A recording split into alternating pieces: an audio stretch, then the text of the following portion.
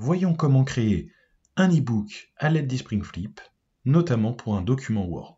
Pour ce faire, on vient ici cliquer sur MS Word, puis sélectionner le document que vous souhaitez convertir. Une fois sélectionné, l'outil va charger le document, puis nous afficher sur l'onglet de gauche l'ensemble des pages de notre document, la possibilité de venir prévisualiser le document que nous avons, ici pour une vue ordinateur, donc nous visualisons bien et nous avons bien l'aspect d'un document Word, enfin visuellement d'un livre électronique. L'aperçu pour une tablette plutôt en format paysage, en format portrait, un smartphone en format, je dirais paysage, donc là on peut visualiser le document en slidant simplement. Pareil pour une vue ici en portrait, eh bien soit l'utilisation du slider ici, soit le fait de slider tout simplement comme ceci.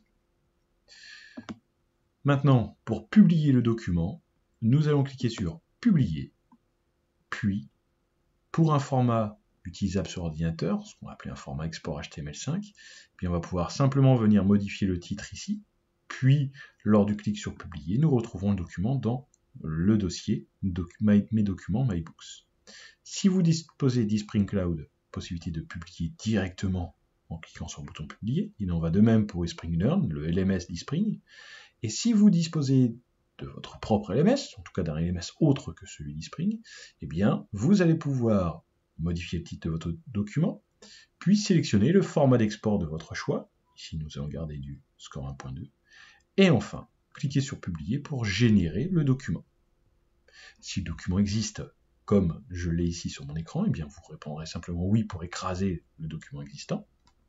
Sinon, vous obtiendrez automatiquement la même fenêtre que celle que vous voyez ici, qui est le livre est publié et l'état d'avancement, donc du coup la jauge qui avance au fil du temps. Une fois le document généré, vous obtiendrez la fenêtre suivante, eSpringFlip, avec la possibilité d'ouvrir le dossier de destination. Donc nous retrouvons ici notre document que nous venons de générer dans un format zip égal bien entendu, puisque c'est un SCORM, afin de l'importer sur notre plateforme de formation.